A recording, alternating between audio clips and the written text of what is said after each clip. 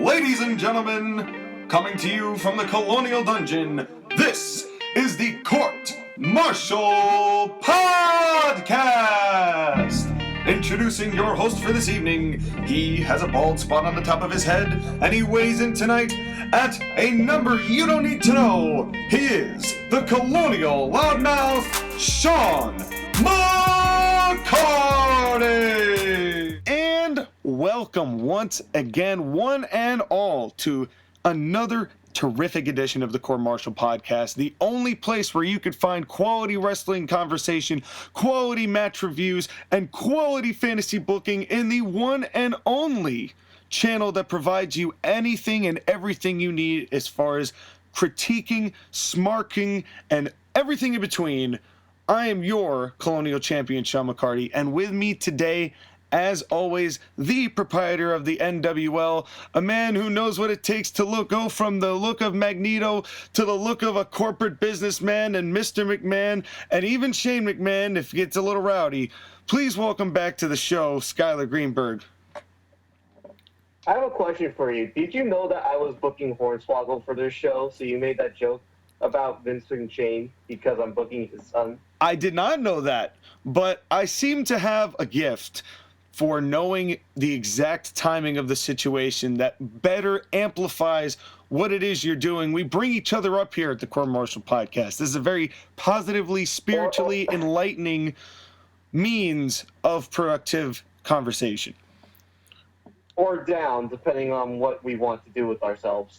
Yeah, right. If we decide to sit through 5.5 hours of AEW, then it could just be the drudge of misery. That exasperated sigh is exactly my opinion as well.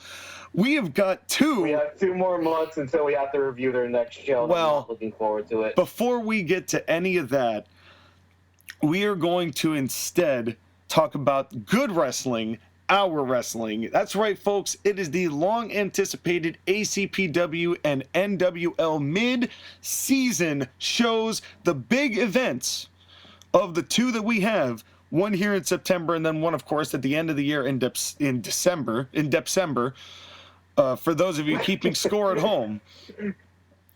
And New calendar month, 13th month. It's 2020. Why don't we just keep this rolling until we get it right? So let's just keep moving months. Let's keep adding months until we finally are like, okay, we're good. And then we'll go to 2021.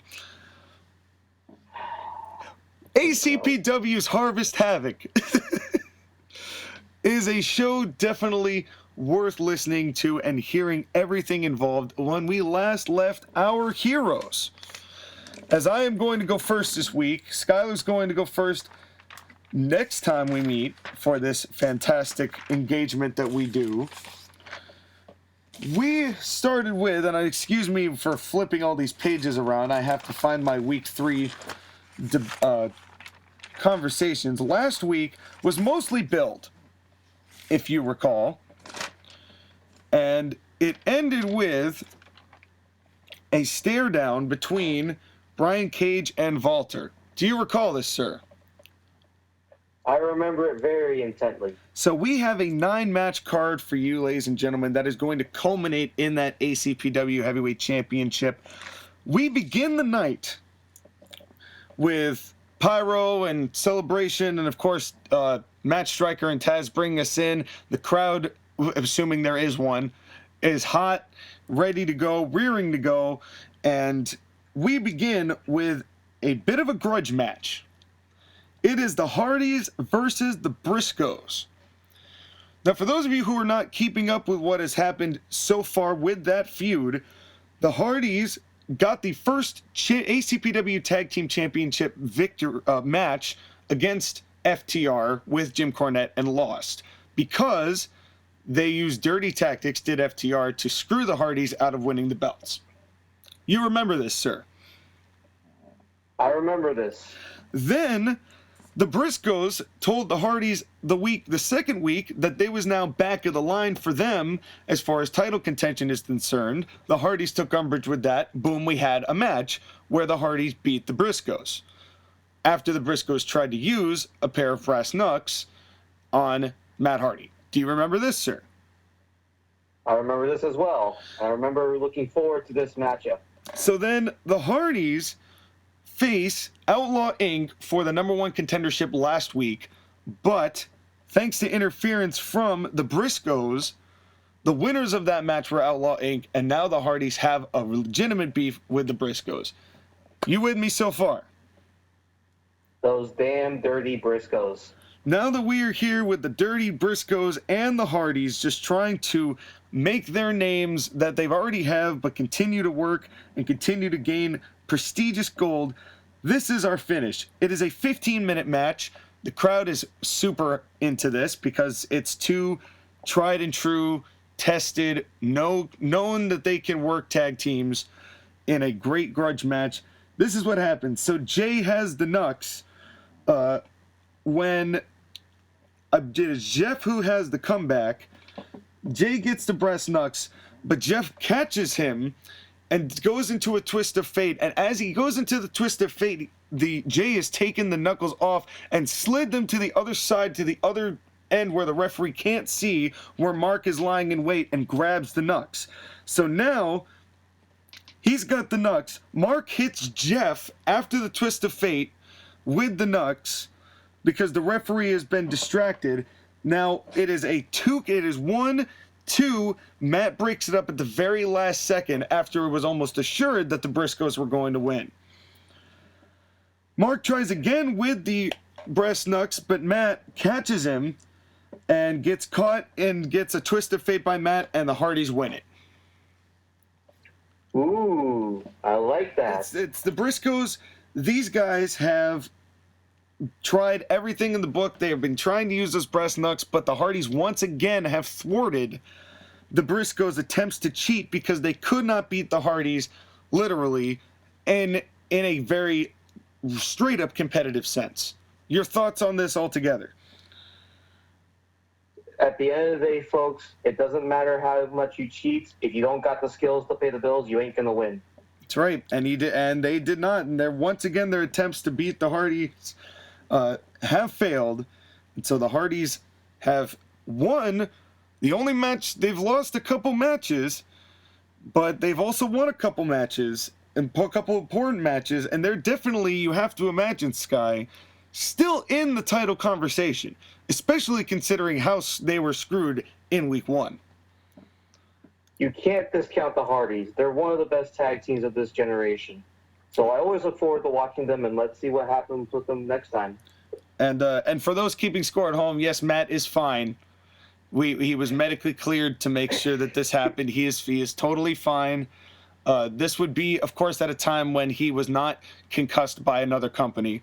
So, he wasn't given a fake concussion protocol test. That's only right. Happened in 2 minutes. In this universe, Matt is fine. So, we've got a whole lot of show to come in, and then here comes the second match. It is Shorty G versus Robert Roode. Really, this is a smaller context to this match, not a whole lot of grudge to it. Shorty G has beaten a couple people in the past few weeks and has been claiming, after saying that he is the greatest sports athlete of all time, he's been around. They asked to put him in instead of Cam Newton, and he said, no, I'm instead going to wrestle. The Boston Celtics wanted him as point guard instead of Rajon Rondo in 2007, and he said, no, I am a professional wrestler. But that is how important he is, allegedly. Shorty G has been getting frustrated because he has no competition, quote unquote. So Robert Roode is there to put a stop to that. Robert Roode, who has won the only match he's been in, and Shorty G. This goes 10 minutes, but knowing these two men, it'd be a hell of a 10 minutes. It'd be a solid, fantastic 10 minutes, and these guys are true professionals. Absolutely. You can expect the best out of both of them. And the finish of this one is Roode. Of course, Roode hits the spine buster, but Shorty G actually kicks out of the spine buster, which I know we're trying to establish it as a finish, but for the sake of Shorty G, we're going to have him kick out of it. And then when Robert Roode goes to hit another one, it's countered, hits the inverted angle slam. Robert Roode's down. 1, 2, 3. Shorty G wins. Impressive fashion by Shorty G, taking the win.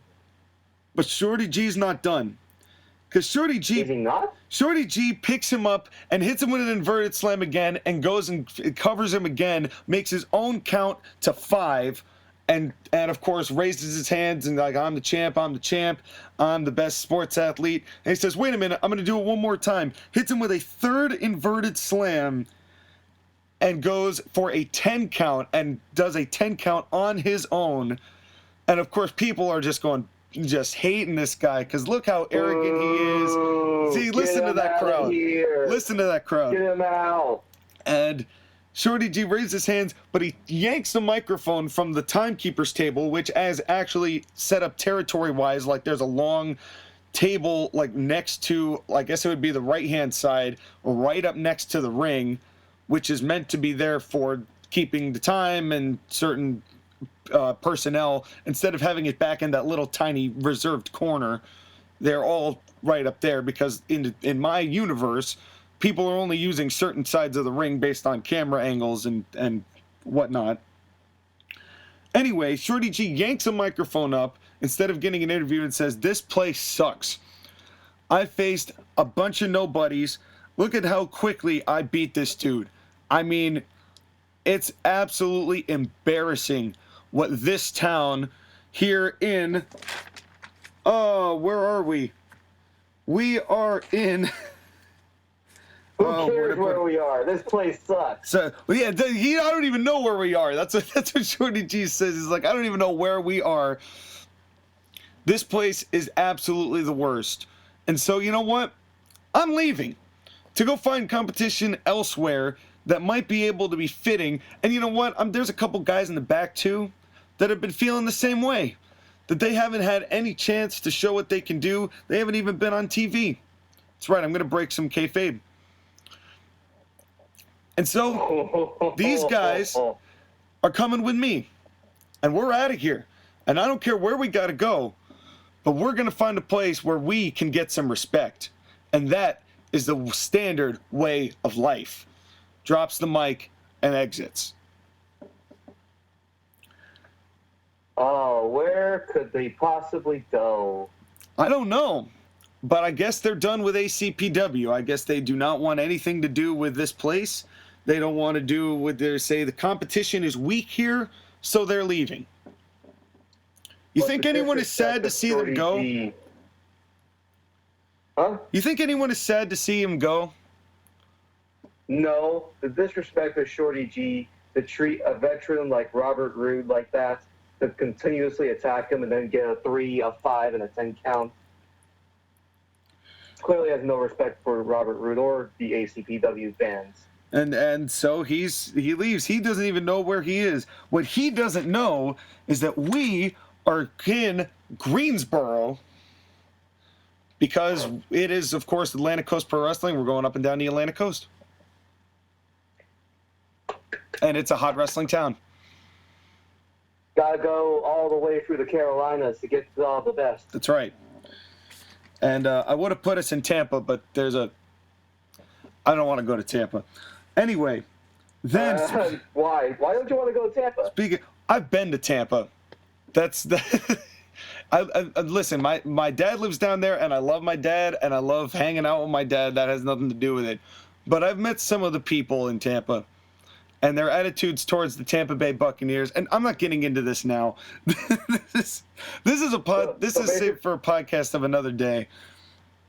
So basically, fuck Florida. Well, I don't know everybody in Florida. I'm just speaking from my own personal experience in Tampa.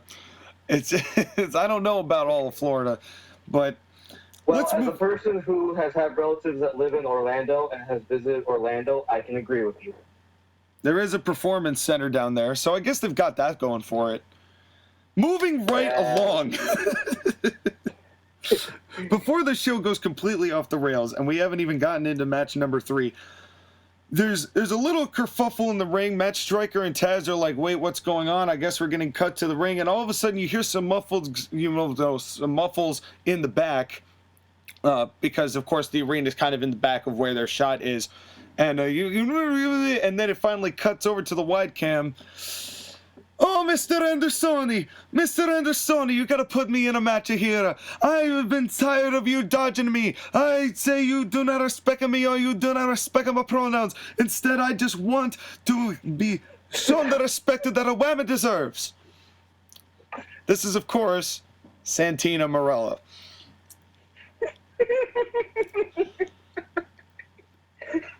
And he goes, Mr. Andersoni, I want you out here right now. I want you right now, and I do not care how long I have to wait. I will delay show. And so Santina waits, and and Arn Anderson comes out, and his head is in his hands once again, but he's got a microphone.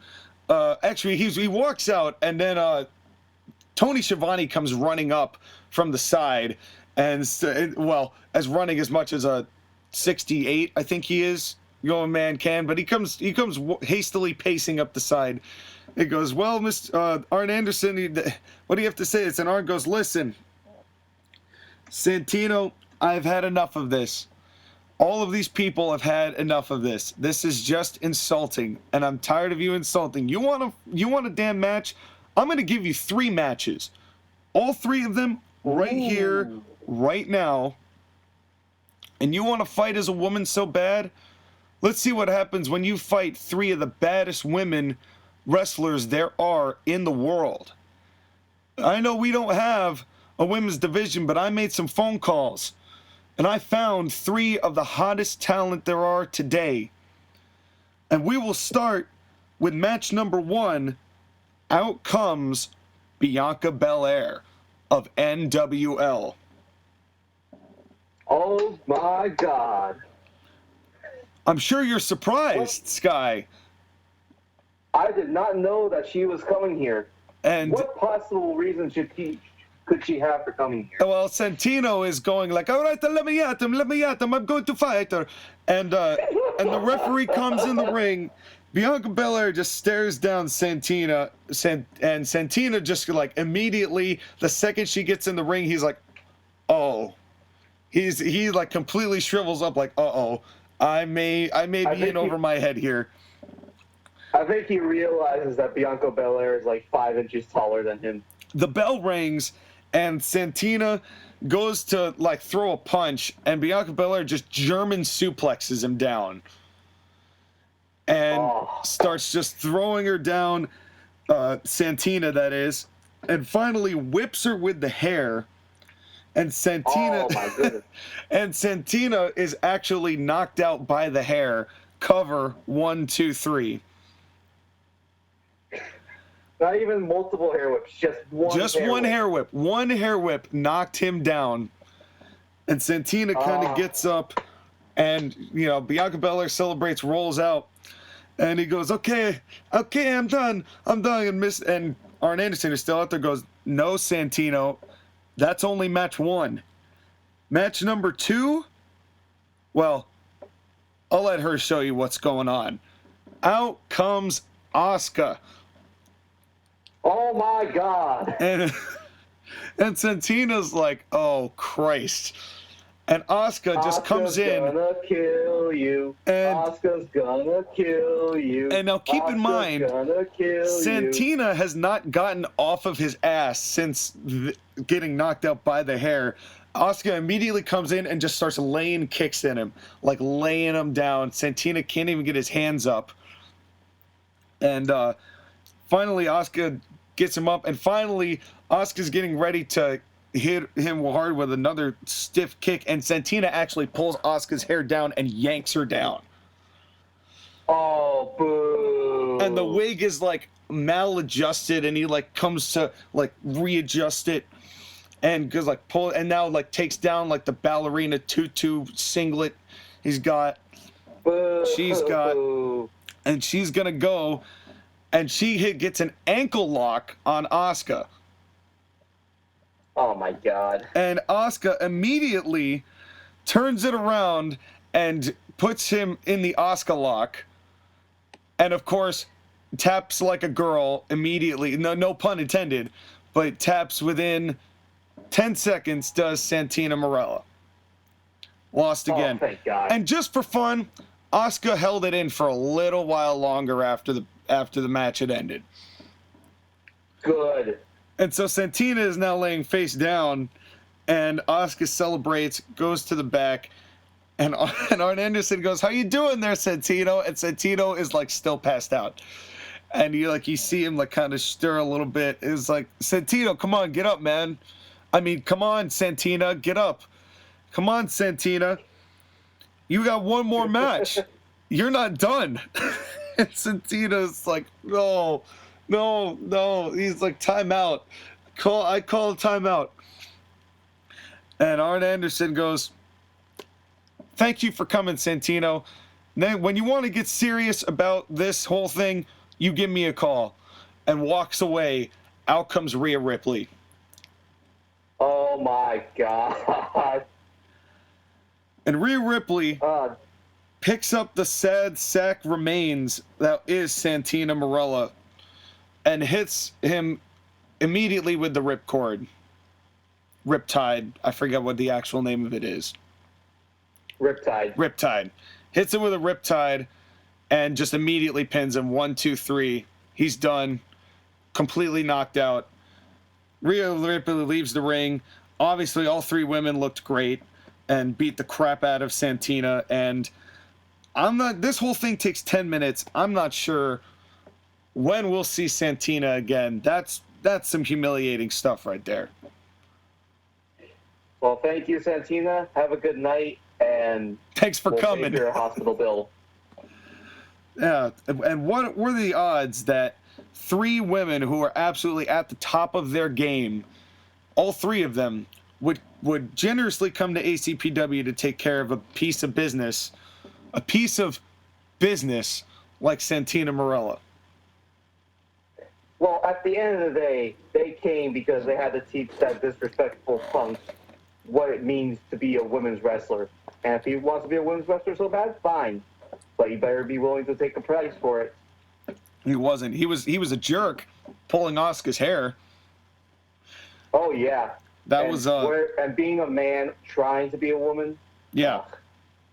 Sad. Only a convoluted, irresponsible child from South Carolina could think of such a thing. It's behind the times, man. It is behind the times. But speaking of behind the times, shout out to you, Joshua. Speaking of new times and new ages, we have got the match of manhood coming up next. Ooh. It is I just found the irony in this. The last real man, Silas Young, versus Trevor Mann. Who will be the best man and not Miro? Oh God. Oh, good gravy. Why? Why? I have nice things. I ask AEW and I ask Miro, why? Why though? What does this gain anybody? Anyway, here's the match. It's 15 minutes. It goes on. Silas Young tries once again to throw Trevor Mann over the top rope for a disqualification, but Trevor Mann actually does a handstand on the ropes and springs himself back into a backflip and lands on his feet behind Silas Young because he's absolutely ridiculous.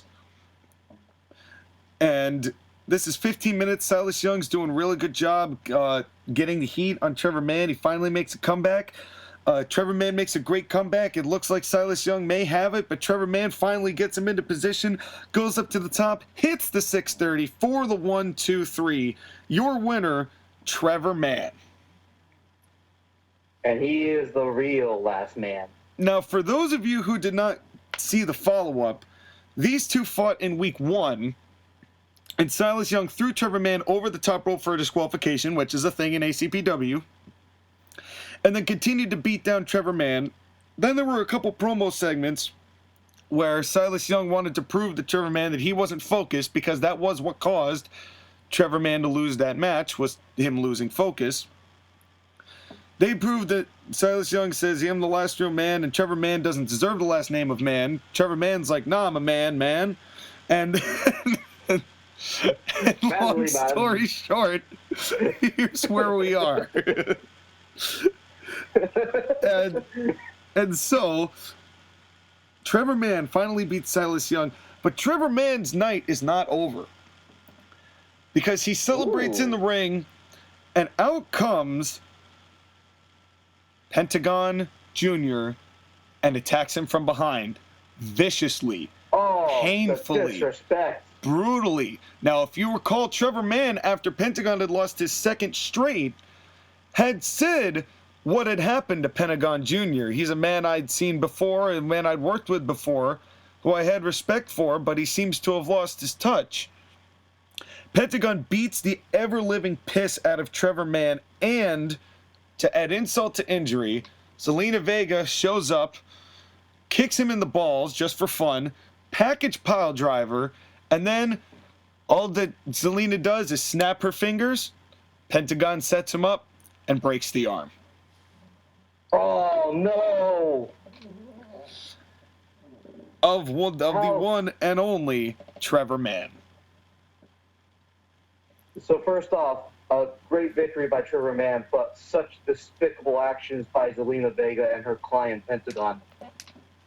Well, it's I mean, in all fairness to Pentagon Jr., he was called out a bit by Trevor Mann. Obviously, didn't appreciate the comments, and now these two have a reason to fight each other down the road because future booking planning. Need to break his arm.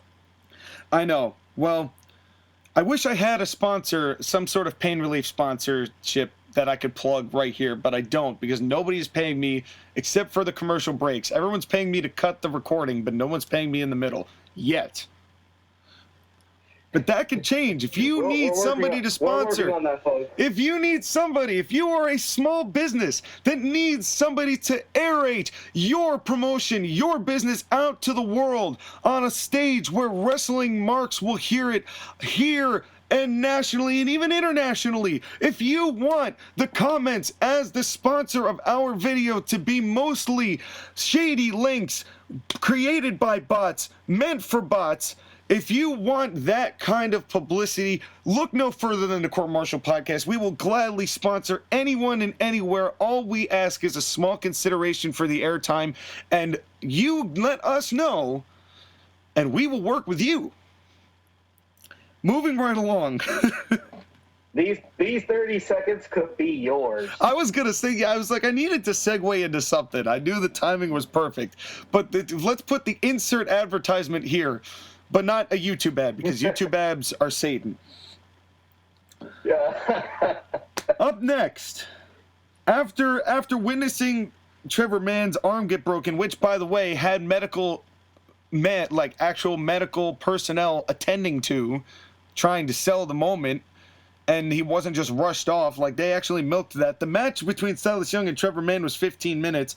The attack was about 90 seconds, and then Trevor Mann took the other 3.5 minutes to leave after his arm had been broken. So we really hammed this up that this is a serious issue.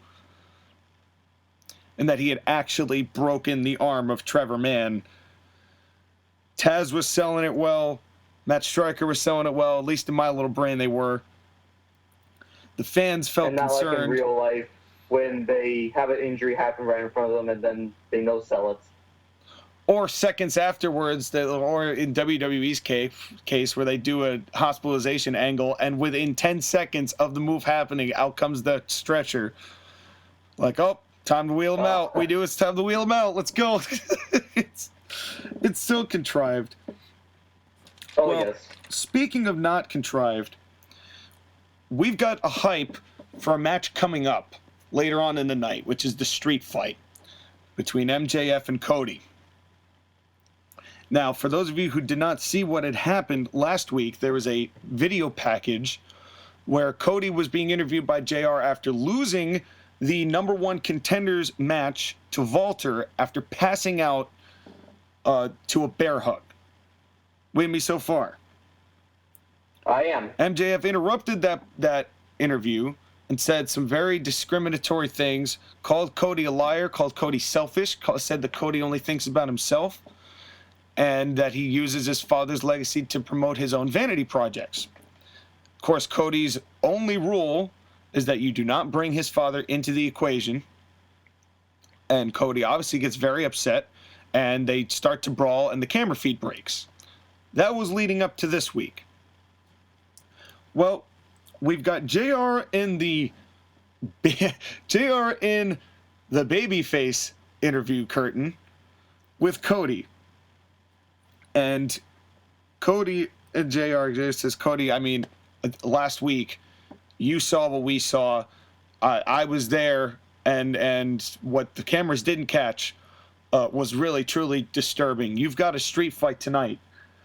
How do you feel going into this match? And Cody cuts a very impassioned promo. I'm really not that good at cutting I'm sorry, I almost said dusty promos. I'm not good at cutting dusty promos, but I'm also not good at cutting Cody promos. But basically says along the lines of, I have had enough of this miscreant, of this punk kid who used my generosity in order to further his own gain. I'm sick and tired of it. He should know better. As a student of mine, of all people, of mine, he should know better. He should know how to act admirably. He ought to know, but instead, he's using me to try and platform him. So tonight, I tape these hands like those before me, the all-time greats before me. And yes, that does include my father, Dusty Rhodes. I tape these hands up, and I lace these boots up, and I fight, and I'm going to kick the ever-living shit out of MJF. And you can bet on that, JR. And JR says, well, I also see that your ribs are still taped up. I mean, what's your condition? And JR says, listen, it doesn't matter. When it's on the line, when it's a matter of pride, when it's a matter of dignity, when it's a matter of family respect, you don't care how beat up your body is. You go in and you fight. And when you fight to win. And adrenaline kicks in and all the pain comes to pass. And you find out later what price you paid. But while you're paying the piper, you make sure the other man goes 6 feet further than you. Do you understand me, JR? JR says, I think I do. And that's Cody obviously ready for his match tonight. And now we bring it over. Before we continue, your thoughts on Cody's promo. It's exactly the type of promo I would expect Cody Rhodes to cut. You do not disrespect the Rhodes family name. That's right. You will pay. But now we move on, and JR, we're going to bring it to Toni. And Toni is standing by with MJF. MJF, hi, hello, I'm Tony Schiavone. MJF, you've got a match, a street fight, a match you've never been in tonight against Cody Rhodes. How do you feel, with this being as personal as it is, how do you feel going into this match? And MJF looks more serious than he's ever looked. He goes, listen, this is for one thing and one thing only. Cody is not the man that you all claim him to be. Did you hear how arrogant he just was? Did you hear how about him he made this? I was here. I mean, it's MJF. I was it's here. MJF. I was here asking for help. I'm only 24. I'm a young kid. I need to learn. And Cody made me the prodigy so Cody could advance himself and be the man who claims his name and still uses a legacy like he's in some kind of shadow. I'm here to just expose Cody for what he is, which is a liar. He's a selfish con man, and you've all been duped. But tonight, I'm going to expose the real Cody Rhodes. Because not only am I the better wrestler than Cody, which I've always been, but I'm also not a liar. I'm not a crook. I'm not a thief. I say what I do, and I do what I say. And Cody, the world is going to see the type of two-faced man that you are when it's all said and done, because I'm better than you, and you know it. We're done here, Toni. And Toni says, all right, I guess we're going to go back to Matt Striker and Taz. Your thoughts on MJF's promo? MJF believes in his own hype, but unlike most people, he has the skills to back it up. He does. And we're going to see what happens when this prodigy goes head-to-head with Cody Rhodes. Yeah, and that's coming up later tonight. It's mentioned that those are coming up later tonight, and obviously giving some time to prepare. But in just as much of a grudge match, it is time for a very interesting dynamic here. It is Johnny Gargano and Tommaso Ciampa versus Bobby Fish and Kyle O'Reilly with Adam Cole and Britt Baker of wrestling's finest at ringside. This match, for those of you keeping score at home, began with a match between DIY, Ciampa and Gargano, against Fish and O'Reilly in the opening, in the second edition of ACPW. What happened was Fish and O'Reilly went to use chairs, Cole stopped them, and it cost them the match. And Fish and O'Reilly, actually no, it was a draw. I'm sorry, it went to a draw. Nobody got the win, but Cole did still stop chairs from happening after they had already hit Gargano and Ciampa a few times, after the bell had already rung. With me so far? With you so far. Last week, we saw Bobby Fish call out Adam Cole for his relationship with Britt Baker being the reason he's going soft. There was tension. Kyle O'Reilly kind of mediated a little bit, and then they kind of hugged it out, but everything was still kind of tense. With me so far? With you so far. Here comes the match. It is 20 minutes of beautiful pro wrestling action between Ciampa and Gargano and Bobby Fish and Kyle O'Reilly. It's great. I can't describe what this match is going to be like, but I can describe the finish. They're at kind of the end of the match here. And Gargano is down. Ciampa is in the mix. And Bobby Fish goes for a steel chair. Before he's able to use it, and he's going to use it on Johnny Gargano, who is down out on the outside. He goes to use the chair. Adam Cole stops him and says, "No, we are not doing this. You are not doing this." And Cole takes the chair out of Bobby Fish's hands. But in that moment, Johnny Gargano gets up and drop kicks Adam Cole into the chair, into Bobby Fish, and Bobby Fish is knocked down from a chair shot. So Kyle O'Reilly obviously sees this and goes outside and goes, "What the hell are you doing?" to Cole, because obviously Cole just hit Bobby Fish. And of course, Kyle O'Reilly is furious, is absolutely furious, and gets back in the ring, and Cole's trying to explain himself. O'Reilly gets back in the ring, who is going to a prone Ciampa, but Ciampa turns it around, capitalizes, and hits him with the fairy tale ending. 1, 2, 3. Ciampa and Gargano beat O'Reilly and Bobby Fish.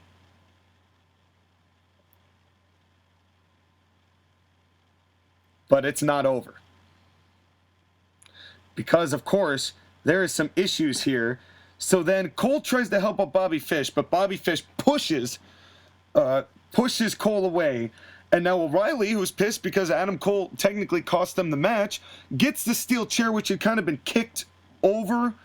Hits the steel chair as he's trying to argue with Bobby Fish. Britt Baker is in the mix, trying to reason with Bobby Fish, as Fish is arguing and yelling thing. O'Reilly swings the chair at Cole. Cole ducks and beans Britt Baker square in the head with a steel chair. Oh. And Kyle O'Reilly and Kyle O'Reilly is looking at holy crap, that's not what I meant to do. Adam Cole, of course, dives on top of Britt Baker, and is just totally on top of her, just checking to make sure she's okay.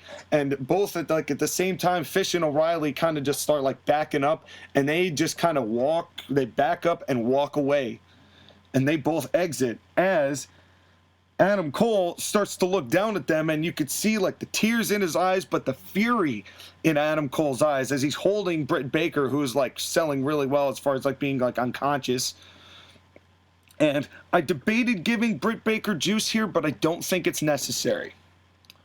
I think the chair shot to the head was enough. And Adam, it's one of those things where it would be really uncomfortable if that was the case. Yeah, I thought about it, but I'm like, I don't think that's the level of uncomfortable I want to take this feud. I think the chair shot to the head and the selling of getting a chair shot to the head with actual concussion protocol involved would more than makes up for the lack of juice in this bit. But Adam Cole obviously infuriated, but is super concerned about Britt and actually carries her out with him as they attend. And it's a very, I mean, it's still an uncomfortable situation. Let's be clear, it's still an uncomfortable situation, and it's exemplified with the way that Matt Striker and Taz really kind of hyped this up. Like, I mean, O'Reilly obviously didn't mean to do that, but this is a woman who just got hit in the head with a steel chair, folks. It's like, we don't plan these types of things to happen. They're when they happen in the spur of the moment like that, it just gets uncomfortable, and you know, we're going to keep moving on, and we will keep you posted on Britt Baker's condition. Your thoughts on this entire... Let's be clear, this is not going to be something that goes away. This is going to be an issue with the Finest going forward. It kind of seems like the Finest have imploded here. Because O'Reilly, I mean, he went to swing that chair at Adam Cole's head. And right. If he didn't miss Adam Cole, he would have hit him in the head. Yeah, that was a chair shot to the head, no matter which way you angle it. And that's kind of where the fault lies there. But Adam Cole obviously fully babyface now. If he wasn't before, this is definitely signified that Cole has turned babyface and now needs revenge on the still heel Redragon, which is Bobby Fish and Kyle O'Reilly, which was the whole point of this segment, is to fully turn Adam Cole straight babyface with using Britt Baker as kind of the sacrificial lamb, if you will, to reach that end. I think it's good stuff. You got everyone in their parts and in their roles correctly, and it's going to create some interesting stuff along the way. Yes, this is the story of wrestling's finest, or what was wrestling's finest, must go on. But speaking of things that may not go on as much, we have reached we've reached the second half of the show, ladies and gentlemen. And I'm not leading into that segue, but it is a grudge match. And this match is going to have an interesting twist because it is Titus O'Neil with Nicholas at ringside. Oh, God, I forgot about Nicholas. Going up against Jeff Cobb with Jim Cornette.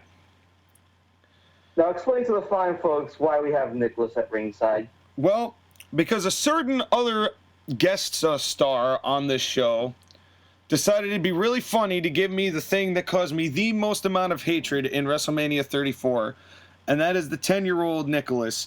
And I was trying to... I had to use him. I tried to use him in a way that made sense, so this is what I came up with.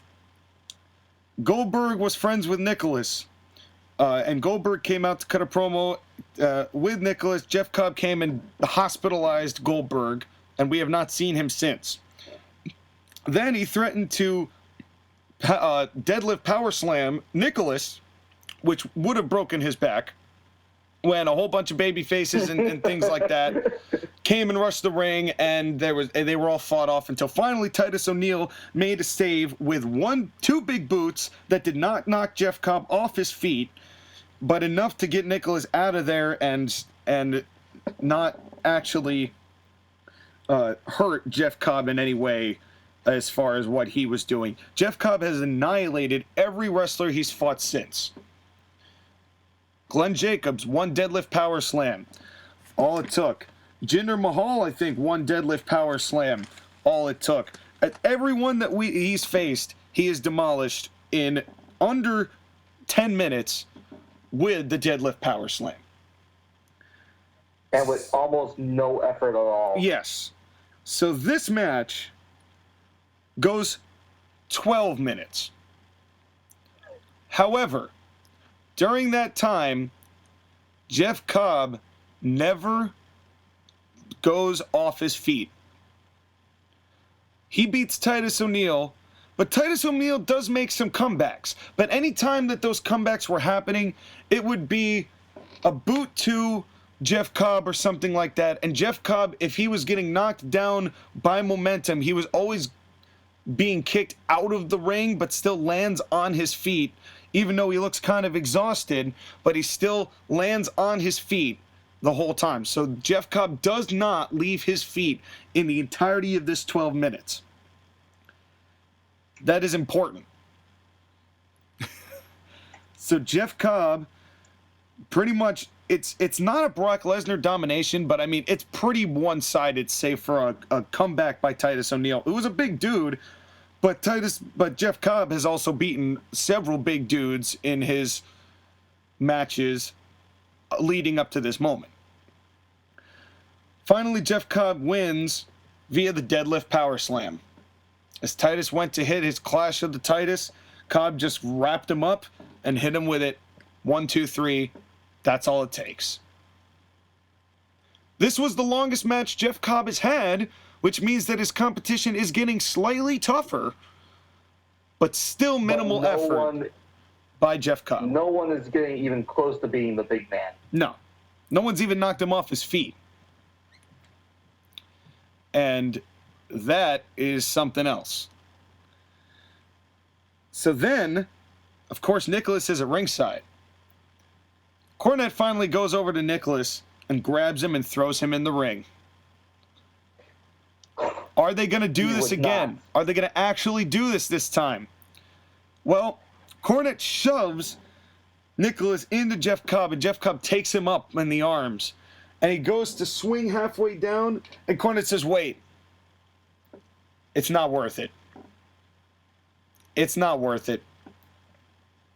The kid's learned his lesson. Because, of course, Nicholas is screaming at this point, afraid that he was going to be destroyed. And Cornette goes, let the damn kid go. And Cobb lets the kid go. And, of course, Nicholas just goes sprinting down. Doesn't even give a crap about Titus O'Neil. Just books it out of there. And Cornette takes the mic and says, that was a message. That kid Nicholas, he just wanted to be a wrestler. He wasn't a wrestler, so it wouldn't have been fair to hit him with the strongest wrestling move known to the face of this earth in the deadlift power slam by my Jeff Cobb. So I didn't need to hurt a young kid like Nicholas, but there is a man I do need to hurt. And that man is whoever wins that world championship tonight. Because I said it from week 1. We were snubbed. Jeff Cobb, the most powerful physical specimen on this roster. He's the man who once he's hit you so many times with your right, you're going to be crying, wishing, begging he'd hit you with his left. He's a man who would walk into a Waffle House and leave it in Arby's. He's a man who would do everything that he has to do to lay a groundwork of ruins in his wake. And that world championship is going around his waist. Whether it's tonight, whether it's next week, whether it's the week after that, Jeff Cobb's coming for that world title. So enjoy whoever wins tonight while you can, and know in the back of your minds that Jeff Cobb is watching. We're both watching. And come hell or high water, that gold that you're wearing, that's on loan. And we're coming to collect. Going to the back, big man. I got another title match to worry about. So Jeff Cobb leaves the ring. What do you think of that? Do not try to cut Jim Cornette promos. It was not a Jim Cornette promo. Yeah, well, I've cut several corny promos up to now, but Corny's just too... He's got the wit too fast. Oh, yes. But that was a great promo by Cornette. Whoever wins that world title, I would not feel safe because Jeff Cobb is one serious dude. Yeah. And for the record, the walk into the Waffle House and leave it in Arby's tied directly to the leaving a groundwork trail of ruin in its wake. I'm going to let you put the pieces together on that one. Just saying. If you've ever been to a Waffle House or an Arby's, you know what I'm talking about. Moving right along. Speaking of things that are not Kenny Omega and AEW, shit. Hey, don't talk about my wrestler. I will knock your wrestler. Well, he's not bad as a tag team. The ACP... Speaking of tag teams, let's do a meta transition. The ACPW tag team titles are on the line. And of course, Cornette doesn't have to leave because out comes FTR, which is Corny's other acquisition in his 3-man managing situation, who have never really interacted, if you've noticed. I don't think you need to have them interact unless they need to. Yeah, I don't think either, but it's not like it's a 3-man stable or anything like that, and Jeff Cobb doesn't really acknowledge FTR going or passing. I mean, they're two different things. So FTR gets the rings, they've got the belts, the ACPW tag titles. Out comes Outlaw Inc., Homicide, and Eddie Kingston. And this match goes 20 minutes, including entrances. This finish is pretty basic, but it's one because I was in a corny mood. I decided to corny do this. So Outlaw Inc. look like they have the match won after a great work the leg, hot tag to Homicide, comeback, and then it looks like Homicide hits a Gringo Killer on Dax.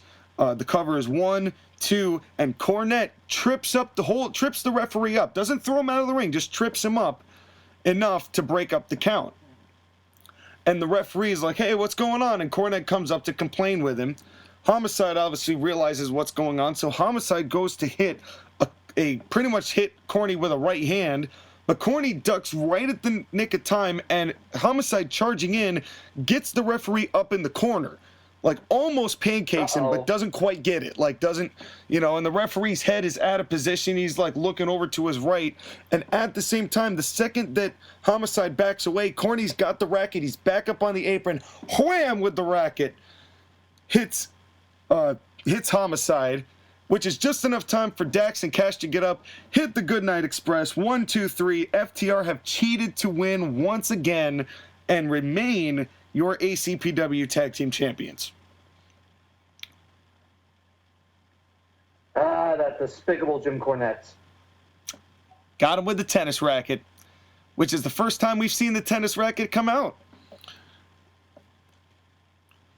Which is, the patented tennis racket. That's got to be some sort of record. That in 4 corny appearances that I only had him use the tennis racket once. Well, it's special. You don't want to just use the tennis racket every single time. That's true. It loses its meaning. That's true.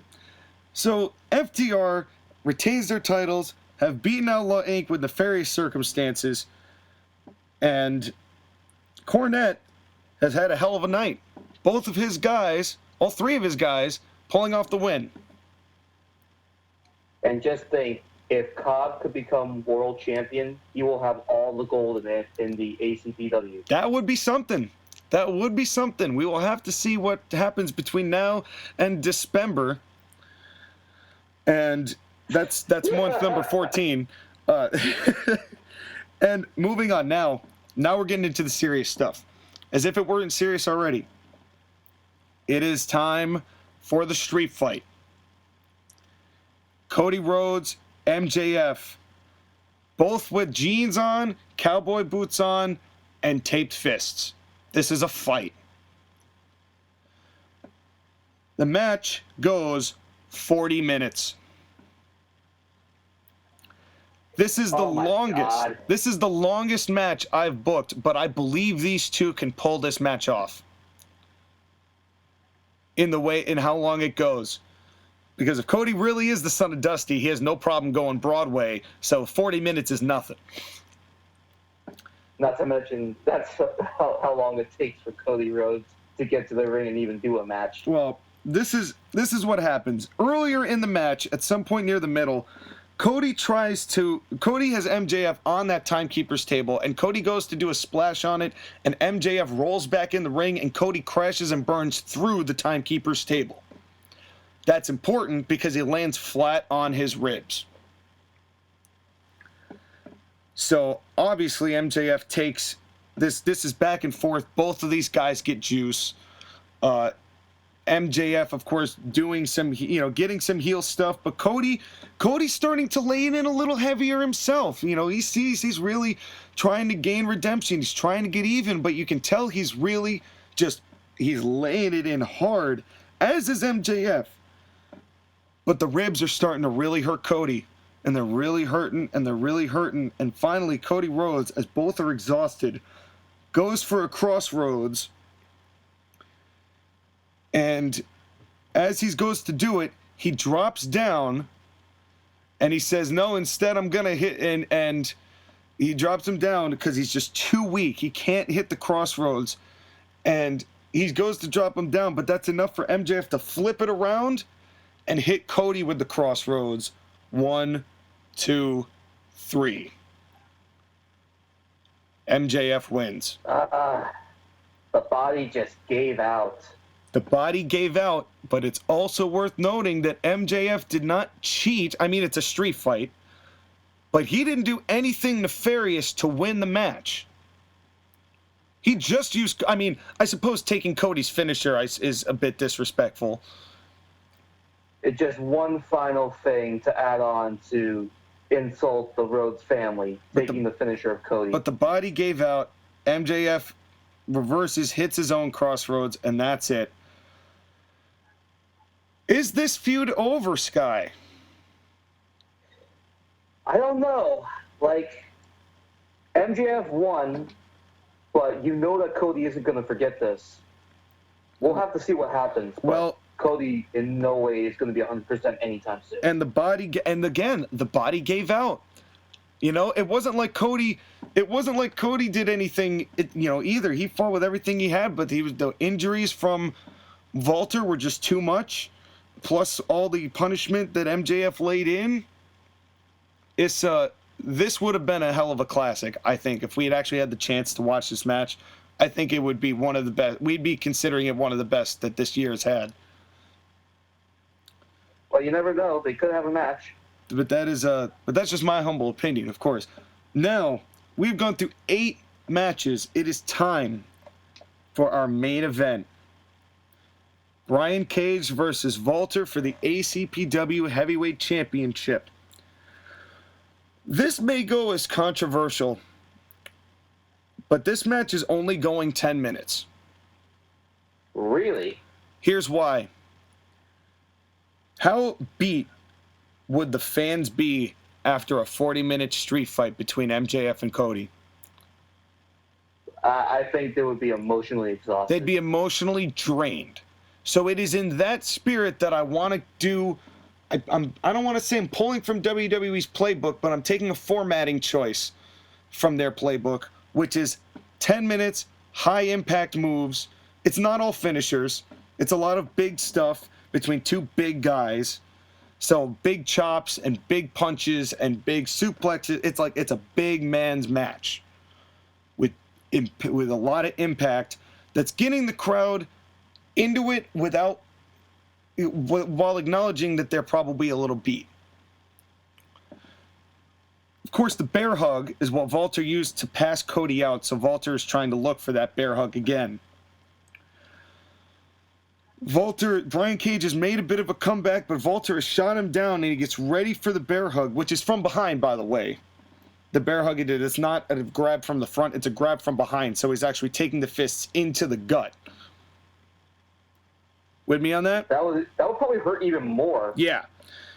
Walter goes to hit the bear hug, but Brian Cage, who's also jacked, grabs the hands and very forcefully tries to actually pull Walter's hands away from locking in his big bear hug. And as he's doing that, Walter headbutts him on the back of the head hard,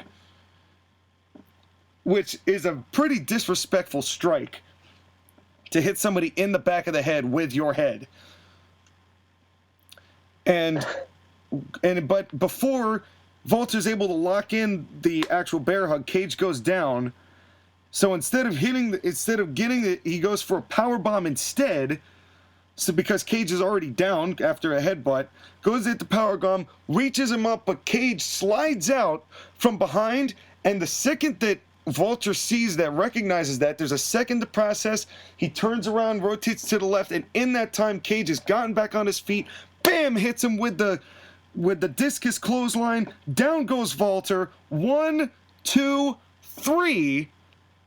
Your new ACPW heavyweight champion, the biggest babyface, the Machine, Brian Cage. That was a fantastic finish. But it's not done. There's one last piece before this show is over. Because Brian Cage is celebrating. He's obviously won the title. We're not doing confetti. But he's obviously huge. He's won the title, the Big Pop. And in the entranceway walks out Jim Cornette. He's not saying anything. He's not doing anything. He's just clapping. Cornette's clapping, and Brian Cage finally notices that Cornette is clapping there and just claps, just gives him a bit of applause, and starts to laugh. Laugh and applaud, and Brian Cage still holds the title up and celebrates, but there's a bit of a stare down, and there's a what's going to happen next as the show fades to black. That is ACPW's Harvest Havoc. That was a great show, my man. Thank you. Thank you. It was a long show. We've already run an hour. But that is the big one coming from ACPW's camp. But obviously certain storylines still going on. Not everything. There's a lot of intrigue as to what's going to happen next. It still makes you want some more. Just enough. No doubt. To want some more. No doubt. Now, I need to send you something real quick, so please do an advertisement. I will. Now, if you didn't hear me the first time, then I will say the second time, this would be an advertising spot. I would segue into something, your product. I would have a great segue, nothing disrespectful, only berating and demonizing your product for financial gain. You can make it happen right here. If you want your advertisement to be stocked right in here, feel free to sponsor yours truly, the Court Martial Podcast, with myself and Skyler and all the others, including Josh Ageddon, Korean Jesus, Simon Lee, all of these men who we've had, current guests, future guests, previous guests. We all appreciate you taking that like, that subscribe, drop kicking that bell button, and sharing with all your friends. And if you want this sponsor space, you are more than welcome to take it.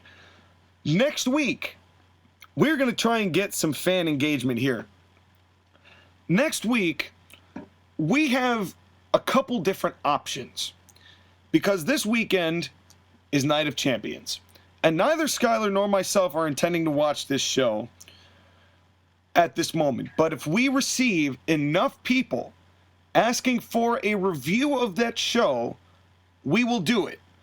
Otherwise, we are going to be doing a mid-season pickups and drop-offs reporting for our fantasy leagues, as well as having a show. We're going to have a match of the week. We'll talk a little bit about some other stuff. We'll talk about our thought processes as to how we book these shows. We will talk a little bit about people we're dropping and people we're picking up. We're allowed to do, I think we had agreed on 3 and 3, but we'll bang out the rules more as that comes along. So we'll get that all squared away for you.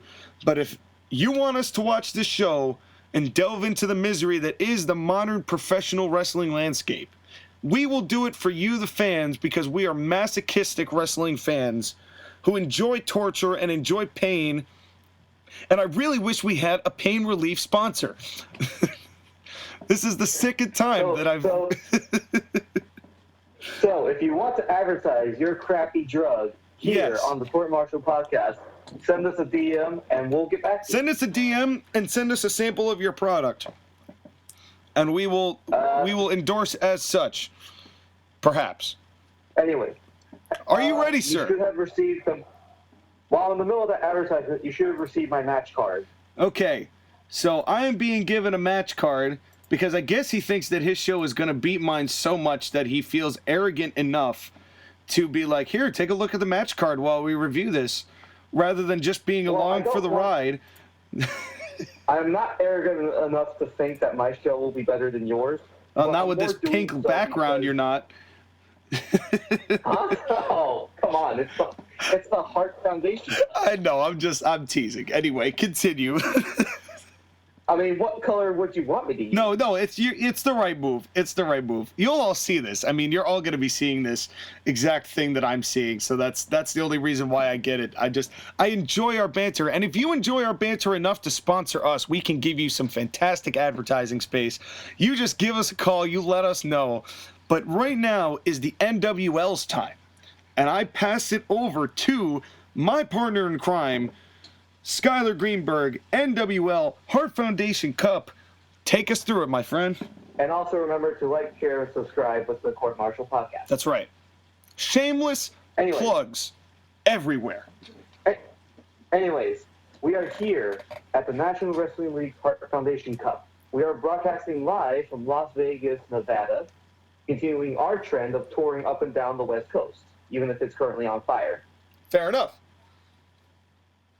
Now, our show is happening a couple hours after your show, Sean, as befits a guy who has to do shows at the same day at the same time on the same coast. Right. Anyways. Which works out really well. Anyways. Exactly. You go from the East Coast show to the West Coast show. Anyways, the Hart Foundation Cup. We will move on to the next part because we have the brackets. Now, for those of you who don't know, the Hart Foundation Cup is a 6-man tag team tournament. Trios. One night. 8 teams competing to see who will come out on top. Yes, King of Trios. So, we will review the matchups. We have the Bloodline versus the Black Hand. We have Latin Express versus the Gold Standard. We have the New Day versus Team NWA. And we have Mini Crown Kings of Music versus a mystery opponent. Ooh. Now, we also have our rankings. And you can see the rankings as they are appearing now. Yes, they are. Any questions, my guy? Do I have any questions? Well, looking through this list, it seems like everybody is pretty much where they were. I mean, of course, that Hell in a Cell shakeup that you did, of course, changed a lot. The real big one is that Jon Moxley is number 1, and he will be facing off against our champion, Drew McIntyre, in the co-main event tonight for the NWL World Championship. All right. And I will say that in the Hart Foundation Cup, if you're competing, you do have the opportunity to move up or down the ranks depending on how your team does. Ooh, so they do matter towards the ranks. More stakes. I like stakes. Yep. And we will cut to the ring, and we have our Master of Ceremonies, Eric Bischoff. I'm back and better than ever. Got a knack for making things better. Cause your opinion don't matter. This maniac is gonna step on whoever. Okay. We had to do that after missing it last week. We had to do that. No, that's the thing. That's the thing. I was gonna play it for this week, and then you spoiled my spot. I'm good at doing that. I have taken the bit. I withdrew. I have taken the bit. And that is also my right as the host of this show. Is I am in my right to steal any bits that come up on this show. But great minds think alike. Whatever. Anyways, so we have our Master of Ceremonies, Eric Bischoff, and he talks about how in his time in pro wrestling, he had the chance to work with the Hart Foundation family, and how he's always had respect for them. And he feels that General Manager Kurt Angle, in the creation of this tournament, honors their legacy as one of the pro wrestling families that has truly given to the business. Now, we will go into the Hart Foundation Cup rules as they are follows. Yes. So every match in the Hart Foundation Cup is a 6-man tag. Each team must have a designated team captain. Okay. Now, each match has a time limit. Round 1 matches are 20 minutes. Semifinals are 25, and the final match is 30. The only way to win is by pinfall or submission inside the ring. Meaning that we will not count DQs and we will not count countouts. Okay. We will have, if a wrestler is injured in between matches, the team member cannot be substituted. So this matchup, this tournament, is very much going to be a test of endurance as you pick up injuries throughout matches. The winning team receives an NWL Tag Team Championship opportunity and an NWL World Title opportunity at Wrestle Festival in November, which I'm going to spoil right now is my WrestleMania. Okay. The November show is, I'm planning to have be my biggest show. All right. Anyways, so we'll move on to the actual matches. So we have the first matchup of the Hart Foundation Cup. We have the Samoan Bloodline, Roman Reigns and the Usos versus Seth Rollins and his Black Hand, Buddy Murphy and Wesley Blake. Yes. And as you guys remember last show, the Black Hand were defeated by the Usos, and Seth Rollins decided to add a little bit of insult to injury, attacks the Usos after the match with the chair before being saved by Roman Reigns. And this matchup is all about the fact that Seth Rollins wants absolutely nothing to do with Roman Reigns. In the first little bit of this match, the Usos and Roman Reigns are tagging out seamlessly. And every time Seth Rollins and his guys get a chance to tag in and out, Seth Rollins avoids Roman Reigns at all costs. Because why would you want to go up against that guy? Wouldn't. Not with those teeth. Not with those the new teeth. Shiny teeth. Anyways, the Black Hand finally get an advantage when they hung up Jimmy Uso on the ropes and they start working over Jimmy Uso, continuously putting him through torture after torture after torture. Finally, after an interminable amount of time, Jimmy Uso begins to go for the cup for the tag. He's trying to tag in either Jey Uso or Roman Reigns. Buddy Murphy is in the ring, and he tries to grab Jimmy Uso, and Jimmy Uso pushes him away. And then Wesley Blake runs into the ring to stop him, but Jey Uso comes in, splashes him off the top rope, and both of those guys roll out. Now it's just Roman Reigns and Seth Rollins on the apron, and both men are crawling. Jimmy Uso to Roman Reigns, and Wesley Blake Buddy Murphy over to Seth Rollins. They both make the tag, and Roman finally gets his hands on Seth Rollins. He beals him across the ring one side. He beals him across the other side. He hangs him up against the side of the ring and starts wailing on him with punches and clotheslines.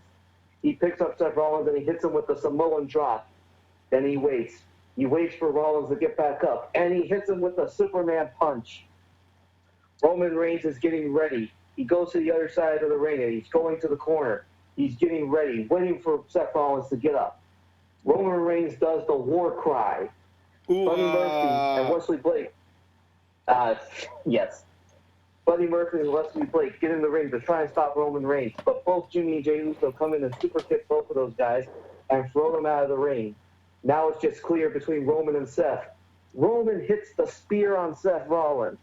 Cover, 1, 2, 3.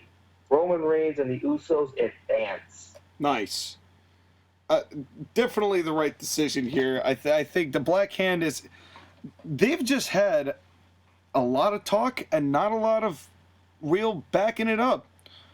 Pretty much the entire time it's been, how do I deal with losses? Okay, I'm going to kick one guy out. How do I deal with more losses? All right, let's do a 6-man tag. I'll be a masochist and beat myself up with kendo sticks. And then a third loss. The Black Hand is really... There's something up here. There's something not working with these guys, and they've got to figure out what it is fast because they're rapidly shooting down ranking systems here. Seth Rollins may have to figure something out and may have to change things up. He will. He will if he wants to have any power anymore. So we move on to our next matchup. We have the Lucha Express, Andrade Cien Almas, Kalisto and Grand Metalik versus Daniel Bryan, Kota Ibushi, and Kenny Omega. Now, Daniel Bryan is making his entrance for this matchup, and as he enters the stage area, Andrade Cien Almas attacks him from behind. And Andrade Cien Almas grabs Daniel Bryan and throws him against the electric board on one side. Then he picks him up again and throws him against the other side of the electric board. Kenny Omega and Kota Ibushi run out to try and stop Andrade, but Grand Metalik and Kalisto get in their way.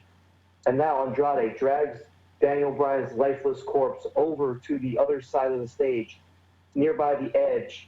He has him above a bunch of tables and a couple of equipments for a technical crew.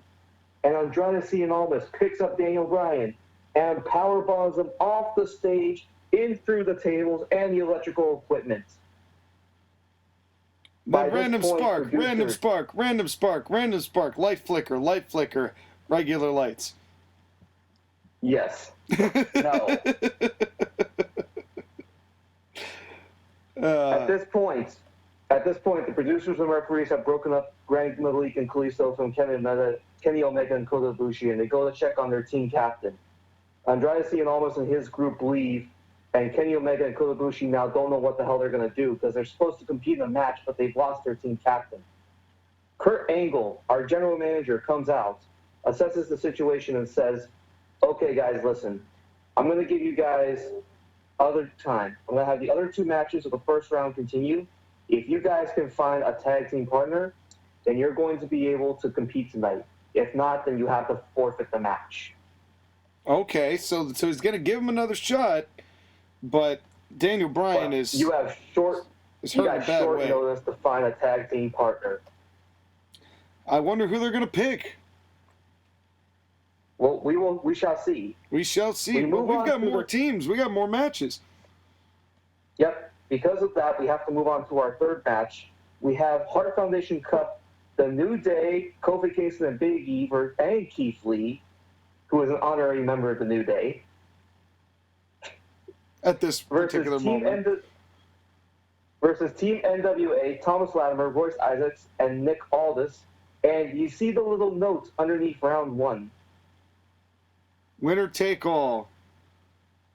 So, on the line in this matchup is New Day's NWL Tag Team Championship and Nick Aldis' NWA World Championship. Oh. This is for a lot of marbles here. After all that had gone on recently, I guess I can't blame them. Because these guys have been at each other's throats. No doubt. And finally, the NWA has stepped in, and they have forced Nick Aldis to defend his World Championship once again. And this time with a little added stipulation to this.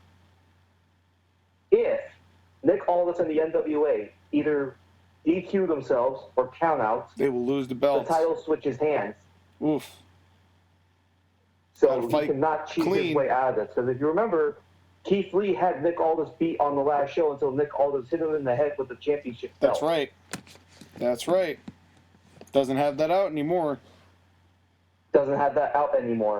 The New Day, Kofi Kingston, Big E, and Keith Lee all work together spectacularly. Each and every time that Thomas Latimer, Royce Isaacs, and Nick Aldis tag out to each other, they get new bruises. Until finally, Nick Aldis is in the ring with Keith Lee, and he hits a chop block on Keith Lee's right leg. And Keith Lee goes down in a heap, grabbing his right leg. And now Team NWA continuously working on the right leg of Keith Lee, trying to do every little bit of damage they can. This culminates in Nick Aldis getting Keith Lee in a figure four leg lock. And Keith Lee will not tap out. He will not give up. He finally pushes Nick Aldis away with his stupendous power. He goes over and he tags in Kofi Kingston. Kofi Kingston goes in and starts hitting Nick Aldis with all his moves, going clothesline, jumps up, hits the splashdown clothesline, goes for the boom drop. He goes for the cover, but Thomas Latimer and Royce Isaacs get in the way. Big E comes in, and Big E hits both of those guys out of here. And as both of them are standing on the ring apron trying to recover, Big E goes off the ropes and hits the mid-rope spear into both of them, and all three men fly out of the ring. Nick Aldis is trying to get his bearings. He sees that Kofi Kingston is coming. With the Trouble in Paradise, he ducks it. He hits Kofi Kingston with the big boots. And Keith Lee is standing at the ring apron. He is all by himself with everyone else down. And Nick Aldis looks at Keith Lee and his injured leg. And Nick Aldis starts bragging, "You want to come in now? Go ahead." He throws Kofi Kingston over to Keith Lee, and Keith Lee looks at Nick Aldis. He tags himself in. Keith Lee comes in. Nick Aldis tries to hit the Michinoku driver finisher, but Keith Lee gets out of it. He hits the spear bomb power bomb. and he goes for the cover. 1, 2, 3. Wow. Keith Lee and the New Day are victorious, and Keith Lee is now the NWA World Champion. Wow. That's poor Nick Aldis. He had all this, but now he got none of this. Well, he deserved it for trying to cheat his way out of losing his title. He because did. He would have lost it earlier. He did. If it wasn't for Thomas Latimer and Royce Isaacs. But the level field was clear. It's true. Just couldn't beat him. But the more important thing to notice is that Keith Lee is limping with his right leg. And as you remember, you cannot substitute a member if they have an injury in a match. That's right. And that could become important later. It might. It might. So now if assuming that they're not Asuka. Because if they're Asuka, then they'll just not sell anything all night. So we have our next matchup, the Mini Crown Kings of Music versus Shorty G, Claudio Castagnoli, and Sheamus. Wait a minute. What is this? Are those Atlantic Coast Pro Wrestling wrestlers? They are. So the Mini Crown Kings of Music, they make their entrance, and they're waiting for their opponents. Several minutes go by without anything happening. And then the referee begins a 10 count. And when the referee gets up to 8, we hear the theme music of Shorty G. And here he comes with Claudio and Sheamus. And all three men enter the ring with the 3 little midgets. And bless these guys' heart, they try punching at these 3. And Shorty G, Claudio, and Sheamus laugh at the 3 of them, pick them up, hit slams. All 3 are covered. 1, 2, 3, and the match is over. Wow. And Shorty G grabs the microphone. Oh. And Shorty G says, as the greatest athlete who has ever lived, it is my pleasure to be here in the National Wrestling League. You see, at Atlantic Coast Pro Wrestling on the East Coast, I wasn't getting any competition whatsoever. But this is perfect. You see, back at home, among my millions of trophies and my millions of medals, I have a spot that's wide open so that the Hart Foundation Cup would fit in nicely. And it's not just me. I brought my boys here, Claudio and Sheamus. Both of these guys are out to prove that they are the best tag team in wrestling. And when we win this tournament, they're going to go after whoever are the tag team champions, and they're going to take their titles, and they're going to bring them back to ACPW, and they're going to grab those titles too, and they'll be double champions. And your boy Shorty G, I'm going after that world title. And when I become the NWL World Champion, there will be no disputing who the greatest athlete who ever lived was. And that's a Shorty G guarantee. Wow. Wow. I feel disrespected, Shorty G. I feel disrespected. I feel you coming out and saying ACPW has no competition. I don't take kindly to that, sir. I don't take kindly to that, Shorty G. Consider him and his boys beat up 3 midgets. He's got to remember, he's still under contract, sir. Shorty G guarantee. Maybe. But this is bull. Then again, that's going to be a more interesting debate. What if they win this? What if they win this whole cup? Competition, and then they go into November and they win the title. Wow. And then they come back to your company. Could you imagine? Oh my goodness. Well, they're going to move on because they have Keith Lee in the New Day. And remember, Keith Lee is injured. He's not going to be 100% against those guys. That's right. Well, and that's so just round 1. Well, we're not done with round 1. As you remember, the Golden Lovers needed a tag team partner. And they have found a tag team partner. And it is Zack Ryder. Oh! And bless his heart, Zack Ryder tries. He tries really hard. But he's not Daniel Bryan. He's not Daniel Bryan. As he's in the ring with Andrade and Almas, and Almas just toys around with Zack Ryder. Whenever Kenny Omega and Kota Ibushi are in the ring, they are taken seriously by Andrade and Gran Metalik and Kalisto. But whenever Zack Ryder's in the ring, they don't take him seriously until Kenny Omega makes the tag to Zack Ryder, and Zack Ryder makes a comeback against Andrade. He does his best to try and fight him off. He gets him down into the ring, slumped against the ring corner. and Zack Ryder does his woo boot. He goes for the Rough Rider, but Andrade gets out of it. At this point, it becomes chaos as all 6 men are in the ring fighting with each other. He clears out to just Zack Ryder and Andrade grabs him, hits the hammerlock DDT, 1, 2, 3. Wow. They tried. Zack Ryder was a tough second man grab to put in. Losing Daniel Bryan, that's a crucial loss. And, I wish that Cardona, a la Zack Ryder, had some more star power so it would feel more important that he was there. But this was always going to go to Andrade in the Lucha Express. But this is a dangerous Andrade in Almas. He's taken out Daniel Bryan, and now he has his sights set on the bloodline. So, we're going to take a little bit of a breather from that first round. We're going to go to a quick update on Edge, Adam Edge Copeland. Oh, yes. Who was resting at home after being assaulted by Kevin Owens. And he was not cleared to compete tonight.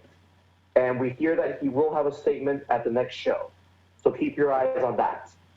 We'll have to. In the meantime, we do have a camera backstage, and it's on the ground, and there's no one there. And then the camera gets picked up, and it gets set on a crate. And then a man enters the screen. It is the number 1 contender, Jon Moxley. And Jon Moxley looks at the camera, and he says, Drew McIntyre, you're the world champion. I don't disrespect that. But you see, there's a difference between you and me. Punishment. I've taken a lot of punishment over the years. I've put my body through all types of torture. It's to the point now where I don't feel pain. So you can do whatever you want. You can kick me once. You could kick me twice. You could kick me 3 times. You could spine buster me. You could powerbomb me. You could do whatever the hell you want. But I'm going to get back up. Do you want to know why? Because I'm Jon Moxley. And I will make sure that I'm the last man standing tonight with your world championship. Strong words from the number 1 contender. Well, Moxley has always been a hound for the gold, and he does not care about getting hurt. That is very obvious. That is true. And now we move on to our NWL Women's Championship match. We have Charlotte Flair, the champion, versus Toni Storm. LOL Charlotte wins? Question mark? Question mark is in that. I'm actually going to talk about this match. Yeah, what's happened here? I don't know if you know, guys, but it's been a running joke that I just breezed by Charlotte Flair matches. I'm actually going to talk about this one for a very important reason. I'm interested to hear the reason. So Charlotte Flair has been a force, decimating the women's division, defeating the likes of Charlotte, Asuka, beating Rhea Ripley, beating all the women in a 6-woman ladder match. But now she faces off against Toni Storm, who in her own right has been on fire recently. And this match starts out with both of these women evenly tested against each other. Neither one can seem to get the edge, and this is new to Charlotte because Toni Storm is keeping up with her. And Charlotte finally has to go down to do some dirty moves. She grabs Toni Storm as Toni Storm tries to big boot her through the ropes, and Charlotte takes her foot and slams it through the middle rope. At this point, Toni Storm is grabbing her left leg, and she realizes what's going to happen next. Charlotte Flair continuously attacks the left leg of Toni Storm, trying to soften it up for the figure 8 leg lock. Yeah, that's even right. taking it and ringing it against the ring post several times, even doing a modified figure 4 on the ring post. Charlotte Flair finally has Toni Storm set up, and she gets the figure 8 locked in, and Toni Storm is screaming out in pain.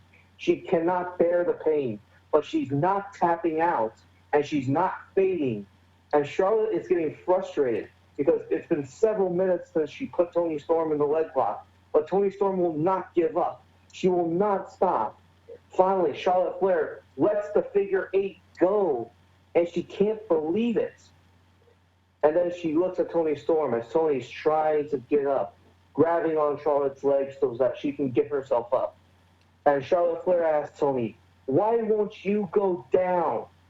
Toni Storm in defiance, slaps Charlotte Flair in the face, open palm.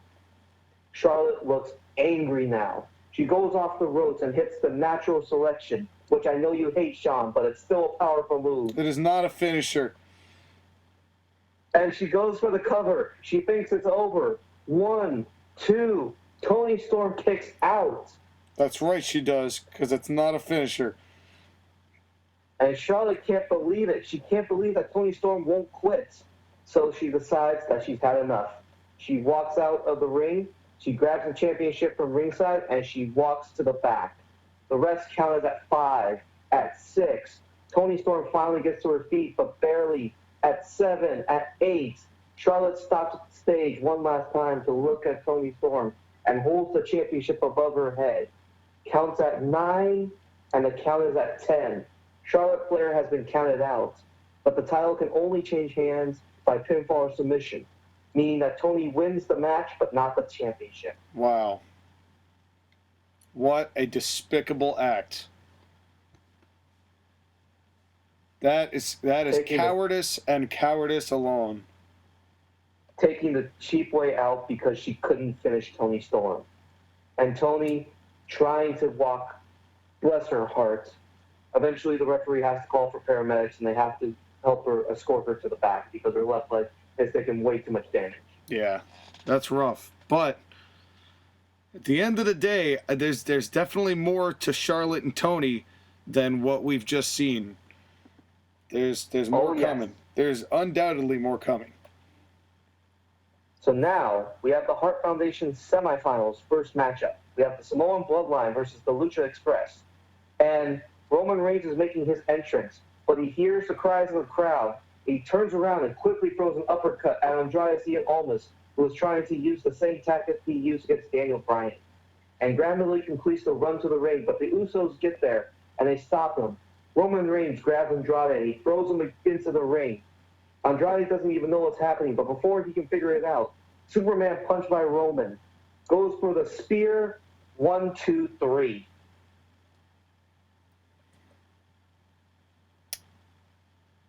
Samoan Bloodline, they are undoubtedly the favorites to win this whole thing, I think. Yes, and Andrade trying to cheat once again, but got caught this time. He can't escape the eyes and the ears of the big dog. Oh, no doubt. Ooh-ah. Ooh-ah. So now we have our other semifinals matchup. We have the New Day, we have Kofi Kingston, Big E, and Keith Lee, and we have Shorty G, Claudio Castagnoli, and Sheamus. The Invasion. This match goes... The Invader Standard. The Invasion. The Invasion. The Standard. And Shorty G, Claudio, and Sheamus, this entire match, work on Keith Lee's injured right leg. Naturally. And Keith Lee has been trying his best, but he can't stand on his own 2 legs. He finally gets to tag the Big E. Big E starts working over Shorty G. Claudio and Sheamus both try to interfere in the match. Kofi Kingston goes off the top rope and splashes Claudio and Sheamus. Big E sets up Shorty G for the finisher, but Shorty G gets out of it and hits the chop block on Big E. Before Big E can do anything else, Shorty G grabs him and he does an ankle lock finisher, and Big E is crying out in pain. He finally gets enough strength to push off of Shorty G, and he tags in the only man that's available, Keith Lee. Keith Lee gets into the ring and tries to attack Shorty G, but Shorty G goes around and hits him in the leg too. And then he gets Keith Lee into the ankle lock. Kofi Kingston and Big E try to break it up, but Sheamus and Claudio come in and stop both of them with the European uppercuts, and they brawl to the outside. Keith Lee is in the middle of the ring with Shorty G, hanging on to the ankle lock. And finally, Shorty G, instead of doing the standing ankle lock, goes down to the mat, does the modified ankle lock hold. Keith Lee can't take it anymore, and he taps out. Wow. That's your NWA World's Champion, who just tapped out to ACPW's, and don't you forget it, Shorty G, Claudio and Sheamus. And seriously, how embarrassing would it be for NWL if ACPW contracted talent came in and completely laid waste to their entire roster during their second biggest show of the year? They've got to defend their honor here. There is a lot at stake here. This is not just for a World Tag Team Championship and a world title opportunity. This is for pride, honor, dignity, and representing your promotion to invading circumstantial professional wrestlers in Shorty G, Claudio Castagnoli, and Sheamus. The last hope is the Samoan bloodline. Can they do it? We're going to take a... Well, we shall see. But we have a quick cutaway to the back. We have Renee Young and Drew McIntyre for an interview. So Renee Young, first off, asked Drew McIntyre how he is and how he's felt defending the championship ever since he became the world champion. And Drew McIntyre says that he feels great. Ever since he won this championship, it's the verification and the validation of years of hard work and dedication to his craft. And sure, sometimes he's had setbacks, but he's now come out on top, and he is the king of the mountain. And then Renee Young asked him about the comments of Jon Moxley earlier, and the fact that Jon Moxley is willing to take as much punishment as it takes to beat Drew McIntyre. And Drew McIntyre says, "John, I respect you as a competitor. I know the amount of punishment that you can take, but you've never taken any punishment like the kind that I can dish out. And I can promise you that the past punishment that you've experienced is nothing to compare to what this Scott can do to you." And finally, Renee Young asked Drew McIntyre about the Hart Foundation Cup and the finals and the possible challengers, either facing off against Roman Reigns or Shorty G. And Drew McIntyre says he looks forward to this. And after he beats Jon Moxley, he's going to sit by ringside and he's going to watch the finals. And he's going to shake the hand of the man that he plans on facing and defeating at Wrestle Festival. And as a little parting shot, Drew McIntyre tells Renee Young, "Tell your husband I said good luck." Oh, snap. Kayfabe breakers right there. So we have the match coming up next. It is Drew McIntyre versus Jon Moxley. Now, both of these men make their entrances. We get our ring introductions. The bell rings for the match. Jon Moxley is trying his best, but Drew McIntyre is a beast of a man. He is throwing hard punches at Jon Moxley. He is throwing him around the ring, doing whatever he pleases. Jon Moxley eventually has to roll outside of the ring, and he's taking a breather because he knows that he can't beat Drew McIntyre one-on-one inside the ring.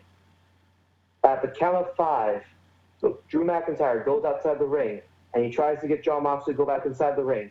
And Jon Moxley takes advantage and hits Drew McIntyre low in the leg, right on the knee, and then uses the mat and hits the Paradigm Shift DDT on the outside. Ow. Quick, dirty. And Jon Moxley rolls back into the ring and rolls back out and grabs Drew McIntyre and goes around the ringside area using the surroundings to his advantage. He throws him against the barricade. He throws him over the announce table. He throws him against the ring post. Jon Moxley is using the outside arena and his brawling status to his advantage. He finally throws Drew McIntyre back inside the ring. Goes for the cover. 1, 2, kick out by Drew. Jon Moxley isn't worried by this whatsoever. Starts working on Drew McIntyre. He's focusing on his head because he wants to set up for another DDT. Doing several different arm locks, different headlocks, different submission moves to try and focus on Drew McIntyre. Finally, Drew McIntyre gets out of wind of steam. He gets back up and he starts hitting Jon Moxley with clotheslines. After clothesline, hits the spine buster on Jon Moxley. Drew McIntyre is getting a second wind. He sets up Jon Moxley for a headbutt, Glasgow kicks, and he hits the headbutt. Then he goes to the ringside. He's going to call for it. The move that everyone knows is coming, the Claymore kick. He goes for the Claymore, but Jon Moxley ducks it. Then he gets Drew McIntyre back in his hold, goes for the Paradigm Shift DDT. Drew McIntyre gets his way out of it, somehow, some way. And then he hits Jon Moxley with his own DDT, the Future Shock DDT. And then he sets him up for the Claymore kick one more time. Jon Moxley is dazed. He doesn't know where he is. Drew McIntyre hits the Claymore kick. 1, 2, 3. That's it. That is it. And Drew McIntyre holds the championship above his head. And Jon Moxley is just another long line of challengers that can't beat the Big Scott. Well, he certainly tried, and it's going to take someone formidable to finally bring down the man known as your world champion, Drew McIntyre, because he has beaten back every single challenge he's faced up to this point. He's defeated AJ Styles. He's defeated Seth Rollins. He defeated 5 men in the survival games. And now he's defeated Jon Moxley. Who's left? And Jon Moxley, I have to say, I have to give him credit, using his brawler status and using the outside arena to his advantage. Technically, it's not against the rules to throw your opponent against stuff. It's true. That is a fair point. But now, Drew McIntyre, he takes his seat next to the announce table, and he is looking forward to this finals. We have the Samoan Bloodline versus Shorty G, Claudio Castagnoli, and Sheamus. Everything on the line. The Hart Foundation Cup, brand supremacy, the right to the main event of Wrestle Festival, the biggest show in the National Wrestling League calendar. Will Atlantic Coast Pro Wrestling hijack the most famous main event on the West Coast? Well, we shall see, because Shorty G, Claudio, and Sheamus are confident to the point of being cocky. At certain points, they out-wrestle the Usos and Roman Reigns. Roman and Usos may be powerful, but they don't have the wrestling ability of Shorty G, Claudio, and Sheamus. As much as I don't like these guys, it's true. I have to admit they are a wrestling clinic. They are a fine set of pro wrestlers who know what they're doing, look great, work great, a great talent. At one point, Shorty G even hits a German suplex on Roman Reigns, and then to add a little bit of insult to injury, proceeds to do 5 push-ups right in front of Roman Reigns' face. Wow. What a jerk. This upsets Roman Reigns. He gets back up and he grabs Shorty G and hits the Samoan drop on him. Before anything else can happen, the Usos jump the ring and they hit the splash on Shorty G. Claudio and Sheamus come in, and it is just hellfire. Everyone is going at it with each other. Everyone has now gone outside the ring, except for Shorty G. He goes up to the top rope, and all 5 men are standing outside the ring, and Shorty G jumps off the top rope and splashes on everybody. Shorty G grabs Roman Reigns and throws him back into the ring. And now he's going up to the top rope one more time. He's going for the frog splash. And then he goes for the frog splash and he misses. The pool was dry. Roman Reigns rolls out of the way. Before anything else can happen, Claudio Castagnoli tags himself in. He gets into the ring, and in comes Sheamus as well. And they're about to hit their double-team finisher on Roman Reigns. Before anything else can happen, Jimmy and Jey Uso come in, and they hit super kicks on Sheamus and Claudio. And then Sheamus is thrown out of the ring by the Usos, and so is Shorty G. The Usos go off the ropes, and they splash on the Sheamus and Shorty G. It's just Claudio in the ring now. Roman Reigns is on the other side, begging for him, waiting for him to get up. Roman Reigns. Ooh, ah. He hits the spear on Claudio Castagnoli. Goes for the cover. 1, 2, 3. He did it. NWL is safe. The NWL is safe, and the Samoan Bloodline have won the Hart Foundation Cup, which means at Wrestle Festival, it will be the Usos versus the New Day. That's going to be something. That's a match that is always a great watch.